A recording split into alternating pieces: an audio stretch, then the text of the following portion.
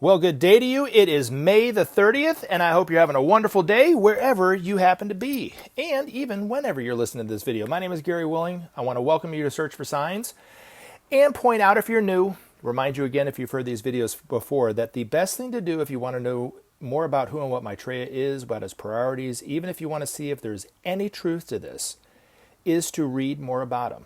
Check out some of the links in the description portion of these videos, because they take you to websites that talk about this information in some way. If you're totally new and you want to know more, definitely check out the Share International site. But those other sites are there for you too, and they're all free. So they're there for you whenever you want to look into it. If you want to come back and join the discussion, you can post comments. You can ask your questions by posting your questions in the comment section. You can even email me at searchforsigns@mail.com or reach out to me through Facebook. All right. Now, I want to thank James Morin, Jaime, Thomas Otto, and Mark Hill for your questions and your comments. I really do appreciate it when you guys do that, so thank you so much. All right, I'm going to start with Mark Hill. He asked, "Hey Gary, could you talk a bit about theosophy? As I understand it, the theosophists tried to create a world teacher once through Jiddu Krishnamurti, who declared he was in fact not the world teacher. I understand they tried once more to announce the world teacher was here through another whom they had groomed much like Krishnamurti, although I'm not sure who this other was. Neither am I." So, now, what you're thinking about it is partially correct and partially not correct, okay, historically. Okay, so what do I mean by that? Well, he was looked to as being the world teacher for a reason. So, because he actually was it was intended that he would be the world teacher for this age. Now, up until recently, okay, this is a very recent thing that's happened, okay, because their timetable got pushed really way ahead. The masters were intending on coming back another 1,000 years from now. But the age-old way of inaugurating a new age is a very, very advanced disciple who's working consciously with the head and leader of all these masters would be the world teacher for the world. Give a set of teachings out into the world, they would pass away, and those teachings would disseminate to, the whole world over the course of however long it took. It took Jesus a few centuries, and then eventually pretty much the whole world knew who he was after, a couple thousand years, 3,000, whatever it is. So the ideas and thoughts of Jesus, who was the world teacher for the age of Pisces, it took 2,000 years for it to spread.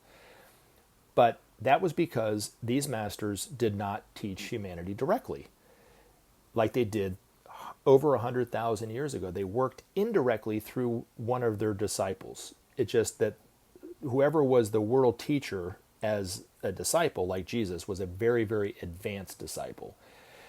But anybody of any note who's contributed something to society in whatever area of expertise they were in, that sought to improve upon something or they created an idea or an invention or scientific discovery or whatever, were inspired by one of these masters. Most of the time they had no idea what was going on. They just had this idea of something for change, and they sought to improve upon whatever.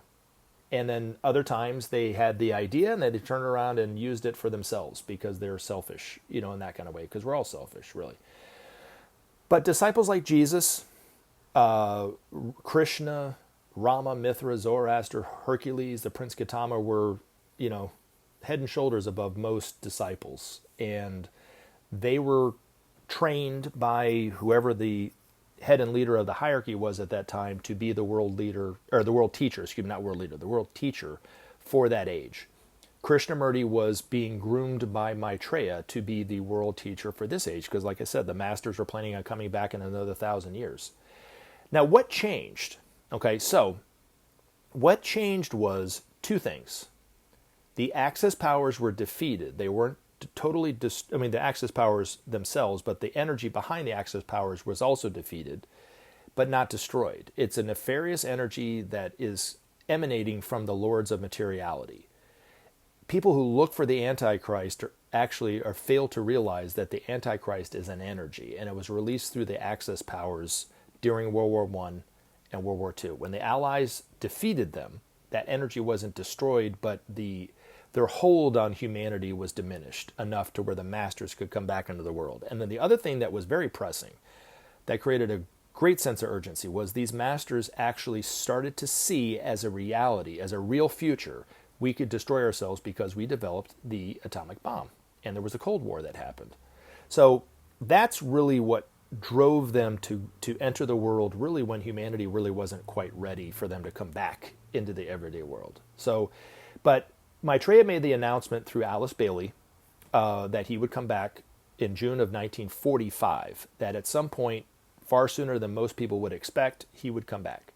But humanity had to do three things to signal to him that they were ready. The first was a measure of peace had to have been established amongst the nations. It didn't have to be perfect, but it had to be some kind of peace, which, if you look around the world, for the most part, not every country is attacking every country. So there is a measure of peace, I guess, so that could be it. The other thing was the principle of sharing had to at least start to govern the minds of the world leaders of the time. And you might go, what does that have to do with anything? Well, that is the only thing that's going to bring about justice and bring about peace. And it was tried one time for about 4 years in the late 40s and ended between the United States and the Western European nations. It's called the Marshall Plan. And actually, I put a link in for anybody who cares to know more about it, to read it on Wikipedia, to watch some videos on it.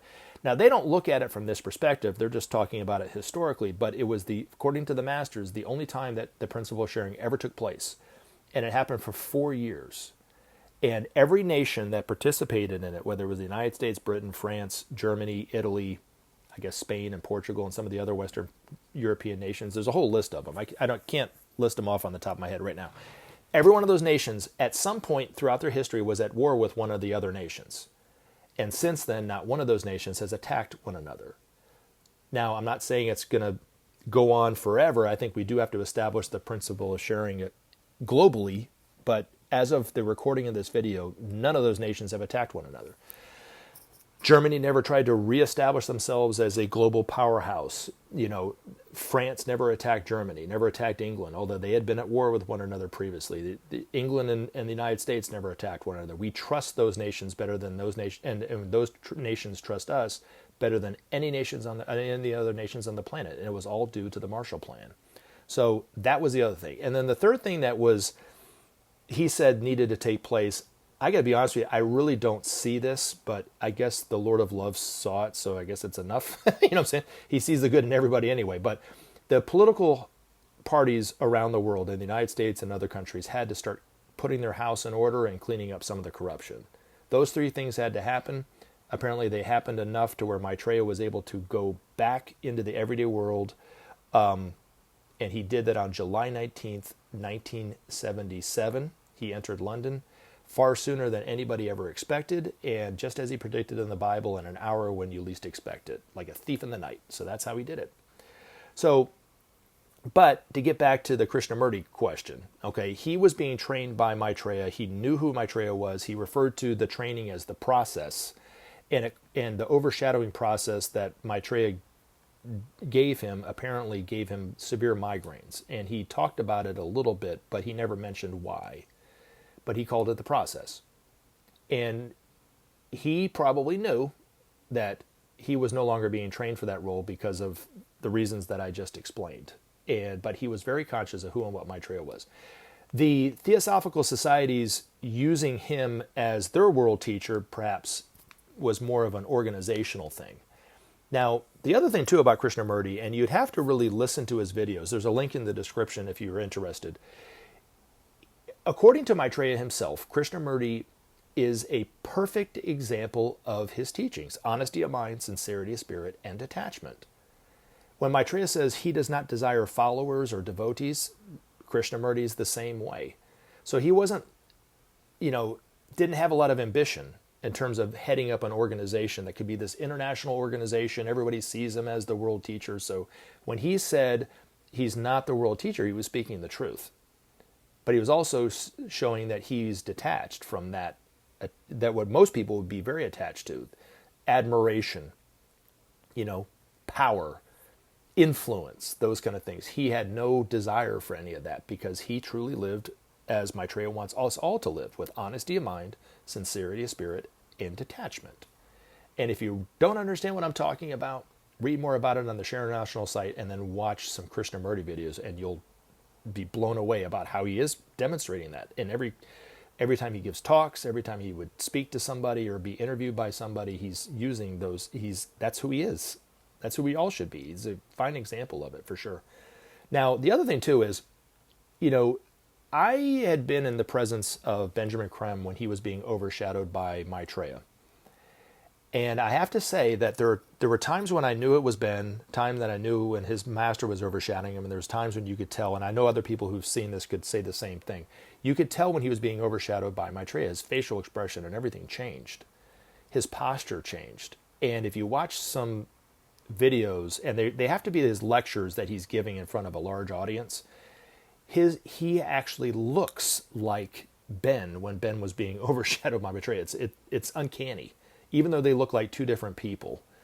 But when he was being interviewed one-on-one with somebody, he's Krishnamurti, and then when he was sitting there, there was times when he was talking to these large groups, you could tell it was Krishnamurti, and other times when he was sitting there, he's giving that same look of blessing that Ben used to give to his audiences too, in the exact same way. It was quite astounding. So anyway, but that would be my thinking on that. And then the reason why he didn't go around talking about his role as the world teacher was these higher disciples, and what the aim is of all of us, and just as these masters do perfectly, is to live harmlessly within the law, not to infringe upon other people's free will, but they also follow the law of occult silence. They don't talk about themselves in that way.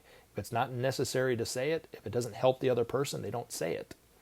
So anyway, they just don't go around bragging, I guess, is my other view on that. So, but thank you very much for the question, Mark. Now, the other one about unity coming from Jaime, there was some dialogue between, and I won't get into the other stuff, but I'll just talk about what you asked, Jaime. You said, if you're listening to this, you said, what is that supposed to actually mean? Talking about unity. Unity of what exactly? It really is the unity of all existence. That's the truth of existence, is that we are one. There is nothing outside of that. You don't have to believe it to be true. It is true. And there is no religion higher than truth, according to the Buddha. Now, I've often said that there's two tenets that are going on right now, the miracles and the problems of the world, that are evidence that we are one. The miracles are evidence because they're happening to every single religious group without exception. They're giving hope to every single people who experience these miracles, like the crosses of light, the healing waters, being saved by an accident from an angel, are happening to people of all types of religious walks of life and people of no particular religious faith. So if it was just happening to one group, then I could say, yeah, we probably aren't one. The Christians got it right. But it's not just for the Christians. It's the Muslims are having their miracles. Jewish people are having their miracles. Hindus are having theirs, like the Hindu milk miracle, and so forth and so forth. And even people such as myself that don't follow a particular brand of religion have also had experienced these miracles and have been left with a greater sense of hope. Now, the other thing that might seem a little dark and hopeless, but it eventually will also bring out the truth that we are one, are the problems of the world.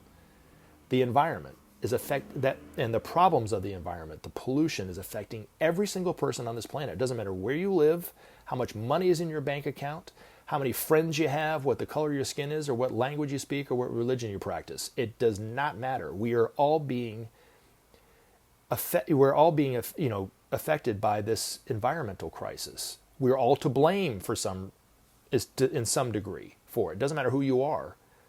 Even if you throw a aluminum can on the side of the road, you're basically a part of the problem, right? Even if you were driving a Tesla the whole time, if you litter, you're causing the problem, right? And it's for each and every one of us to do something about it. And if we don't do something about it in time, it will, according to the masters, kill all life on this planet.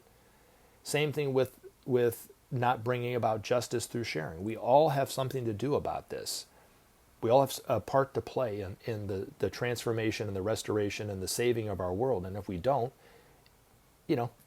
all will be lost, as they say. So I do think that the problems are also proof and evidence that we are one. But if you want to look at it from a religious standpoint, I think a really good scene in the Bible is when Jesus said to his disciples, "When I was hungry, you gave me food. When I was thirsty, you gave me drink. When I was in prison, you came and visited me." And the disciples asked him, "When did we give you food? When did we were you thirsty and we gave you water? When were you in prison and we visited you? What did Jesus say? When you do it to the least of my brethren, you have done it to me. So Jesus wasn't exclusive in just seeing life as one. It's for all of us to see this. The problem is we are all conditioned from the very cradle to see ourselves as separate from one another. That's the great hearsay. That's the great lie. That's what, according to Ben's own master, the problems and ills of everyone, individually and globally, is the fact that we see ourselves separately, which is a lie. That's all our misery. Everything is coming from that. And he said that unity, like, he didn't say this. This is just my thoughts on what he said. Unity is just a word. It represents a truth, but it's just a word. We don't really know what it truly means. You have to cultivate it. He said it's like, in his article, The Need for Unity, he said you should be like a wise gardener. Any sprout or, of unity should be cultivated like a gardener in the garden, keeping the weeds out and those kind of things. But he said that nothing so pierces the veil of unity like criticism. So if you look at what Maitreya said to me some years ago when he said, I never judge anyone on whether they're good or bad. I only notice the good things that they do. You can apply that to your life just as I've applied that to my life, and see for yourself that you start to love people more and more and more. You start to see the good in people. They don't irritate you quite as much. And I cannot stress that enough. Nothing pierces the veil of unity better than criticism. Because every time I become critical, I see myself as separate as that person. I'm better than that person or whatever, or maybe not, maybe might see myself not as good as that person or whatever. But then I lose that sense of unity. But it's something for each and every one of us to do. It's the most important thing that any one of us could do, is to inquire about it, study it, think about it, do everything we can to look at life as one, as we should, as one. But it's not something that just can be done by knowing the meaning of a word and reading about it in a book and doing nothing with it in our daily lives, for sure. And if you watch Krishnamurti videos, he talks about honesty of mind and the sincerity of spirit and detachment in the same way. You can't draw conclusions and that's it. You have to keep inquiring about it. Be very diligent about it, moment to moment to moment to moment to moment. And it takes courage and bravery and consistency to be able to do it. But that's what's needed to see life as it truly is, as one. So, but thank you for the question, Jaime. Hopefully I answered it as best I possibly could. But anyway. All right, now, lastly, I have a tougher question coming from James. He said, and this is about Maitreya's interview. Sorry, friend, you failed to explain why no one can find these interviews on the internet. I mean, he came on TV in 2010, supposedly, and it's 2023, 13 years later. No one is talking about him. You can't find his interviews online. It's discouraging that he has come on TV throughout the world, and nobody seems to give a crap what he advocates. What do you think? Well, I don't think you should be discouraged, but that's easier said than done. But I do think that your question is legitimate, and I've said it every single time that somebody's asked me this. Some people have asked it to try to trigger me emotionally, which it doesn't work, because I've answered it almost in the same way for them as I do for people from time to time that ask me who perhaps are discouraged, such as yourself. Haven't seen him on TV. And it always kind of cracks me up, the people that are trying to trigger me will then turn around and say that he's the Antichrist, but yet Ben was full of garbage because he hasn't, shown his interview. So which is it? You know what I'm saying? So I've always said it was more legitimate to think that he was a figment of Benjamin Creme's mind and imagination than to actually be the Antichrist, because they haven't seen him yet. You know what I mean? Does that make sense? But I've always kind of laid it out like this. So these are the options that I came up with as to why nobody has seen him after and recognized him after 13 years, or is talking about him, or there's no general interest in who and what Maitreya is, right? And what he's about now, after 13 years after supposedly giving an interview. Because I don't have the answer, to be honest. I can only guess, just like you can guess. But these are my guesses.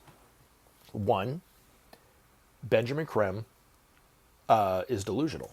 And it was all made up, and people such as myself were duped and wasted their whole life for nothing. That's one option. And you can believe that if you want. It doesn't matter to me. I don't know what the truth is. But anyway, but you can believe that. The second would be that he was right about Maitreya, but got this whole thing about his interview wrong, and that's not what really happened. And he became attached about it, and that's the reason why he hasn't been on TV yet, because he never actually, went on TV. It was that part was he got wrong, perhaps.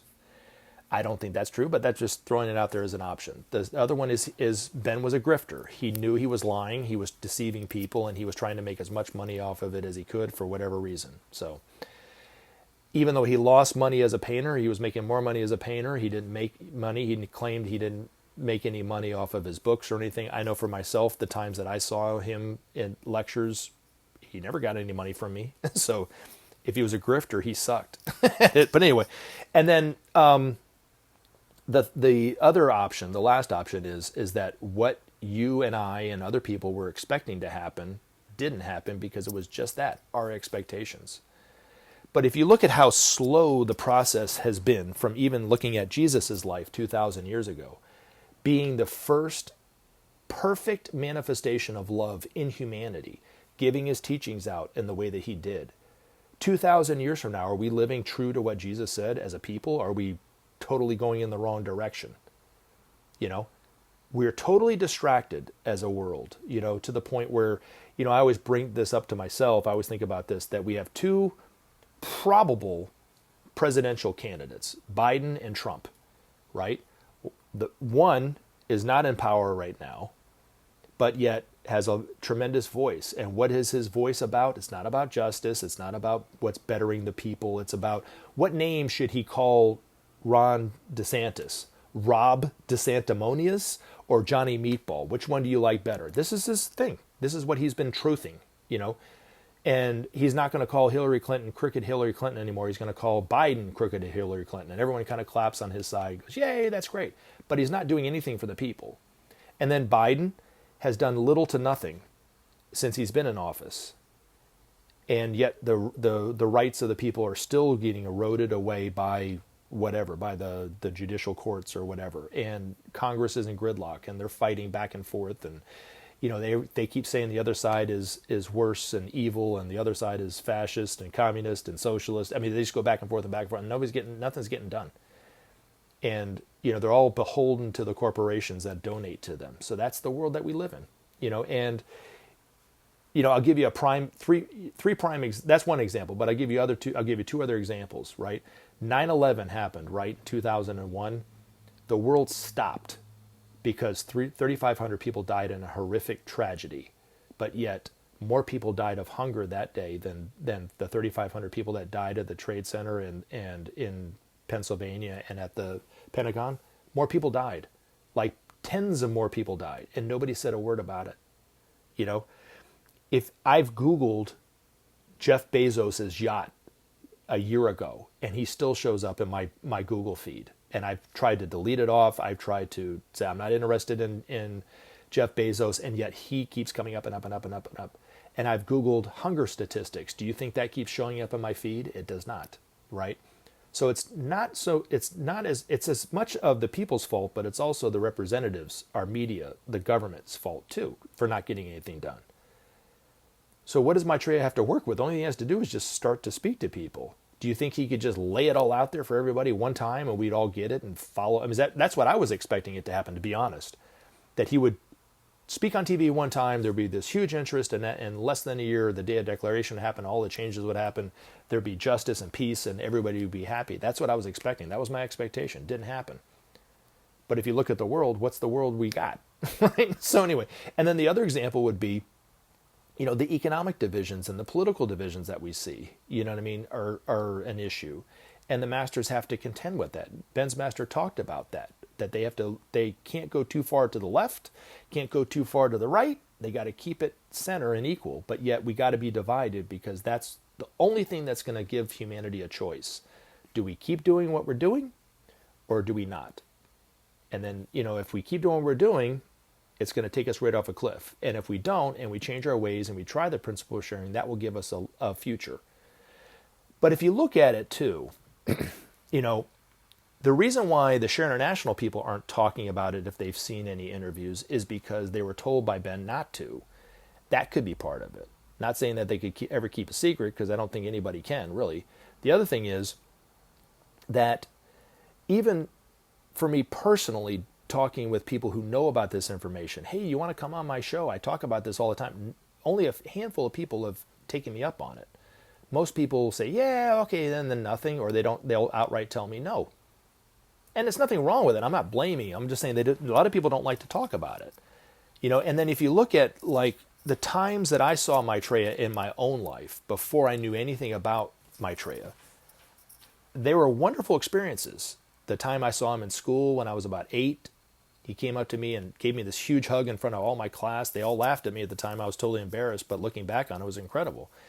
He hugged me and said, my brother, I love you so much. I missed you so much. It's so good to see you again, my brother. And I pushed him away, right? And then he smiled at me and wasn't offended, and I never saw the kid again. That was Maitreya. But do you think I went around and started talking to the news about that and talking to people about it I didn't know anything about it. It was just some strange experience that happened. And the times that I had thought about that interaction, I never, up until the point that I remembered it and thought that it might be Maitreya, I didn't think anything about it. You know what I'm saying? So why would I talk about it like that? And I think that's what people have. They're seeing him on TV, but they're not thinking that it's anybody other than just an average person on TV. And so I think that those are the things going on, but it doesn't mean that you haven't seen him on TV or seen him in the internet or seen him amongst a group of people and just didn't recognize him, because he doesn't have any kind of ego in that way where he wants to be presented as some kind of world savior or a world leader or the Lord of love or the return of the Christ. He just wants to be referred to as an ordinary person. I've seen Maitreya in several marches, for peace, and have read about him in the Share International and seen pictures of him in Share International when he was marching for peace and so forth. But do you think that the majority of the people even knew that he was there, thought that the Christ come back was already, they just saw him just as one of the other people? That's how he is. But the expectation, this is where you're getting disappointed, is because your expectation isn't being fulfilled. But how long were you thinking it was going to take? Perhaps that's not realistic. Does that make sense? And I'm not trying to make you wrong for thinking the way you think, because I thought the same thing myself. But if a tree is known by its fruit, always. If you ever want to know if something's a scam or if a teacher is grifting you or they don't really know what they're talking about, just apply what they're teaching you. If it works, then they are a teacher. If it works and transforms your life, then they must be a really good teacher. And the things that Maitreya said to me, I've applied to my life, and it's changed my life for the better, hands down. So nobody can tell me and take away what he said, And if I had experienced Maitreya and not applied his teachings, I would be sorrier for not doing that, And if I told somebody, let's say I told something that he told me, I never judge anyone on whether they're good or bad. I only notice the good things that they do. If I didn't apply it to my life, and you heard me tell this story about how wonderful it was to see Maitreya in the street, and I never applied that, and you did, who's the better for it? Does that make sense? So it's like, take the teachings that, read articles from Benjamin Creme's master, investigate this information for yourself. Try to find something to do, if you're not doing it already, to help the world in some way. And then it won't matter when you see him or not. You're doing whatever you can to help the world. But as far as I'm concerned, you got one of two options. Either Ben was right, and we will eventually see Maitreya on TV, and the world will change for the better, or not. It's a 50-50 shot. I like those odds. You know what I'm saying? I fortunately have had the advantage of seeing Maitreya in my own life. I know he's real. What's taking so long is us. It's humanity. I know that's what's going on. The reason why people aren't talking about it is because we're distracted, because we're not interested in those things yet. But once we do, when we see our life is on the line, if we don't change, then the information that he's already been giving will make more sense to people, I think. And I would not be surprised if the people who have heard this channel have already seen him on TV and just didn't recognize him. But I have no way of verifying that. So what does it matter? You'll see him or you won't. It's either real or it's not. But you don't have to put a lot of time and energy into it. Just find something that you love to do to help the world and do it. And then you won't care whether you see Maitreya or not. And you won't be discouraged, I guess is my point. But I really do appreciate the questions. And I like questions like this, because I'm sure it's on other people's minds too. You're not alone, you know. Like I said, I had the same expectation that it'd be much quicker, and it isn't. But I've had to kind of pull back and look at what's going on in humanity, and there's just a lot of crap going on in humanity. But according to Maitreya, all will be well. All manner of things will be well. And I'll leave you something that Maitreya said to me when I saw him on the street at one of these peace rallies. He said, "You're going to see me on TV real soon, and we're going to change the world together." I love you guys. Thank you for your questions and your comments, and I look forward to putting up other videos in the future. Until then, bye-bye and take care. Remember to take action and help SOP save our planet. Thanks for listening, and we look forward to talking to you again in future videos.